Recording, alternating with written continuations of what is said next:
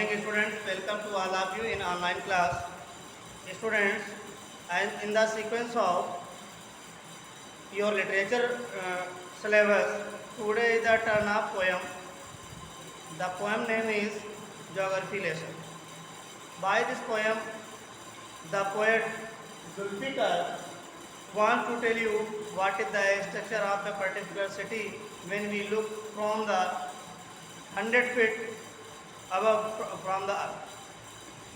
So students, you have also noticed that when we are in the above from earth level, then we look at the things which are on the ground that seem us very little. यानी जो चीज़ें हम लोग अर्थ से अगर बहुत ऊपर चले जाएं, 100 फीट की ऊंचाई से किसी चीज़ को देखते हैं तो हमें बहुत छोटी दिखती है। तो वही चीज़ पोएट ने किसी पर्टिकुलर सिटी को देखने का प्रयास किया है कि ये शहर कैसा दिखाई देता है। ठीक है, तो इस पोएम के माध्यम से पोएट कौन है? जुल्फिकार। उन्होंने ये समझाने की कोशिश की है कि किसी सिटी को अगर 100 फीट की ऊंचाई से देखते हैं तो वो सिटी हमें कैसी दिखाई देगी। ठीक है, अब हम लोग पोएम को पढ़ते हैं। When the jet sprang into the sky, अब जेट का मतलब क्या है? जेट एक एरोप्लेन का नाम होता है।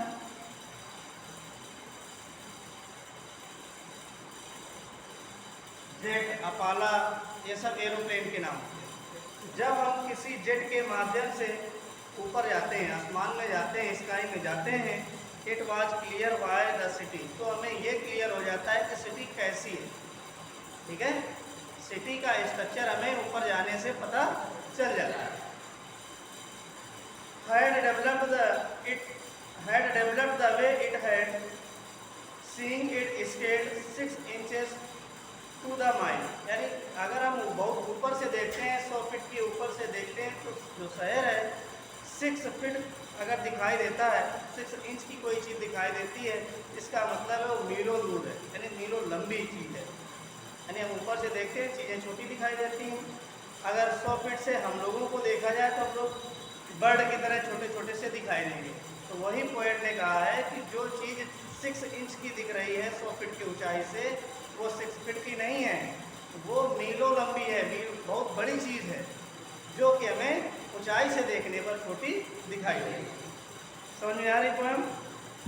There seemed and inevitably about what on ground had looked half unplanned and without style when the jet sprang into the sky. जब स्काई में जेट एरोप्लेन उड़ता है तो हमें वहाँ पर अनप्लान्ड दिखाई देता है। अनप्लान्ड मीन हमें ऐसा दिखाई देता है कि यहाँ पहले से सिटी को बसाने में, सिटी को नया रूप देने में कोई प्लान नहीं किया गया।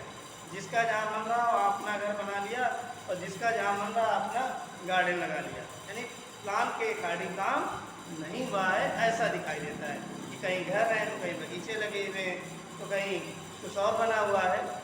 एक सीक्वेंस से सारी चीज़ें नहीं दिखाई देती। और जब कोई चीज़ें सीक्वेंस से नहीं होती, ठीक से नहीं होती, उसी को बोलते हैं कि वो चीज़ें अनप्लान्ड है। ठीक है, प्लान का मतलब कोई भी काम सीक्वेंस से एक एक करके किया जाए। जैसे हम लोग प्लानिंग करते हैं किसी भी चैप्टर की, तो पहले हम लोग चैप्टर पढ़ते हैं, फिर उसकी वर्ड मीनिंग, फिर हार्ड वर्ड लिखते हैं, फिर क्वेश्चन आंसर लिखते हैं। ऐसा हम लोग कभी नहीं करते कि पहले चैप्टर बिना पढ़ें, पहले क्वेश्चन आंसर कर दें, फिर हार्ड वर्ड करें, फिर मीनिंग करें, बाद में चैप्टर पढ़ें। ऐसा कभी किया किसी ने? अगर ऐसा है तो अनप्लान्ड वर्क है, जिससे कुछ भी समझ में नहीं आता है। इसी तरह से जब राइटर या पोएट 100 फीट की ऊंचाई से देखता है किसी शहर को, तो उसको लगता है कि इस शहर को बसाने में कोई प्लान नहीं किया गया, विदाउट प्लान इस शहर को बसा दिया गया है। और क्या है?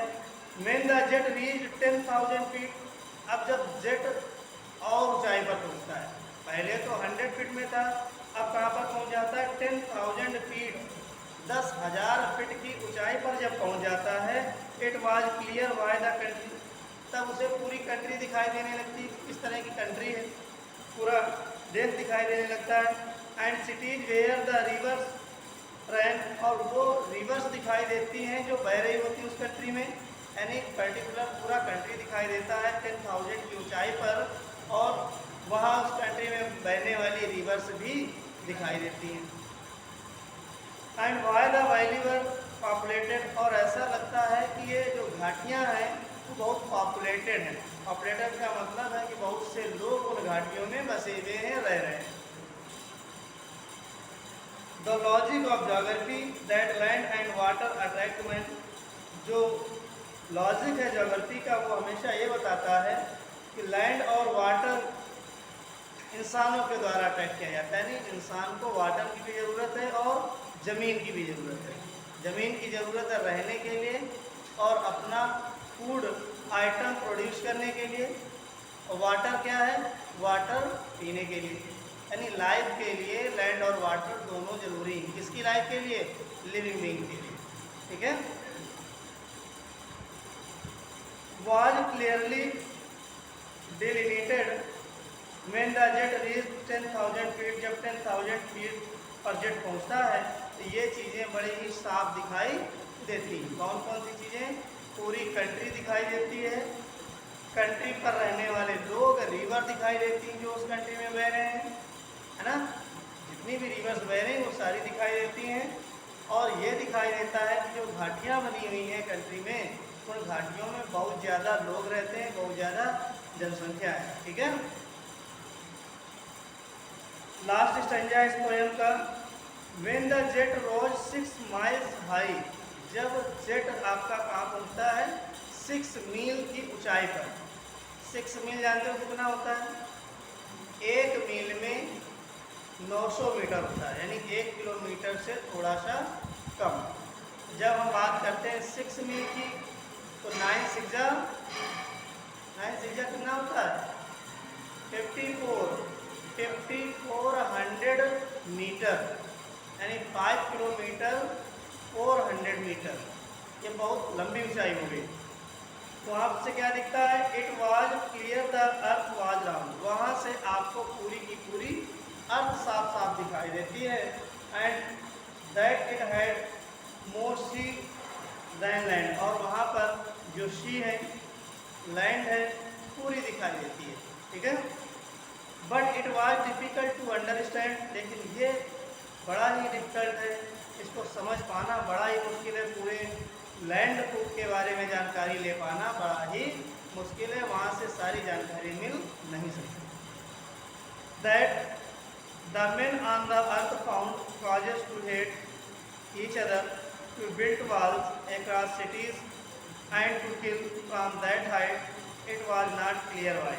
ऐसा ये वहाँ से दिखाई नहीं देता है। जब राइटर 6 मील की ऊंचाई पर होता है, वहाँ से ये नहीं दिखाई देता है कि किस कंट्री और कंट्री के बीच में कौन सी दीवार खड़ी है, कौन से लोग एक दूसरे को मार रहे हैं, ये इतनी हाइट से दिखाई नहीं देता है। केवल कंट्री दिखाई देती है, वहाँ पर जो एक्टिविटी है, यानी रहने वाले लोग, वहाँ के समुद्र दिखाई देते हैं, लोग फिर भी दिखाई नहीं देते। ये भी नहीं दिखाई देते किस तरह से डिवाइडेशन है एक कंट्री का दूसरे कंट्री के साथ। और ये भी नहीं दिखाई देता है कि लोग वहाँ कौन किसको मार रहा, कौन किससे घृणा कर रहा, कौन किससे झगड़ा कर रहा।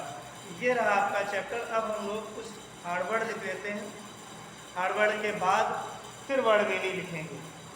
तो देखिए, hard word of this chapter,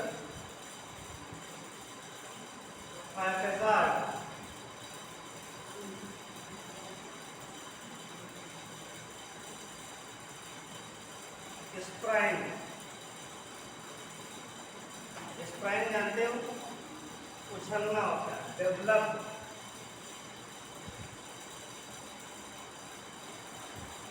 developed के बाद स्केल्ड, स्केल्ड का मतलब मेजर करना। Inevitably, inevitably. Unplanned,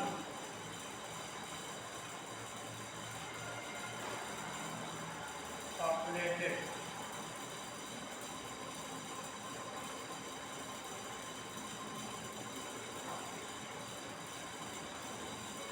logic,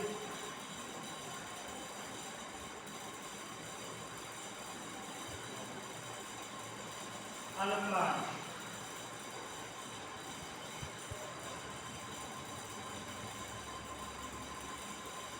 difficult,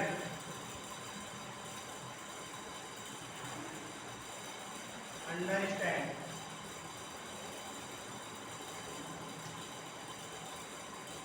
causes,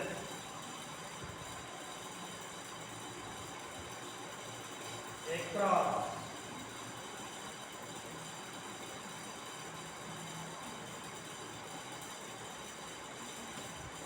ये आपके हार्ड वर्ड है, इनको नोट कर लो, कुछ वर्ड मीनिंग भी करा देते हैं।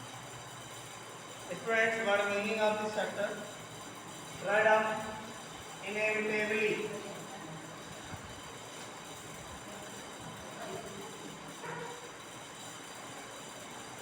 that cannot be avoided, यानी जिसको अवॉइड ना किया जा सके, बहुत ही जरूरी हो, इम्पॉर्टेंट जिसको बोलते हैं। हैजार्ड, हैजार्ड का मतलब क्या होता है? Without plan, without plan. Next है डेलिमिटेड, डेलिमिटेड का मतलब है शोन। उसके बाद कॉजेस, कॉजेस का मतलब है रीजन। डिफिकल्ट, डिफिकल्ट समझ में आता होगा क्या है? हार्डशिप। डिफिकल्ट मीन्स होता है हार्डशिप। इसके बाद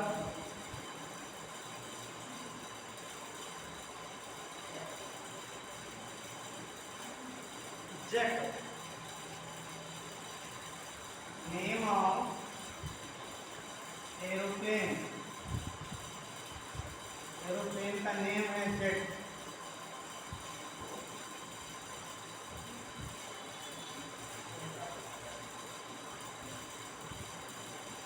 स्पैन, जंप। लास्ट वर्ड और एक लिख लो,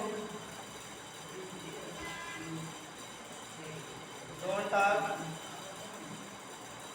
डेवलप।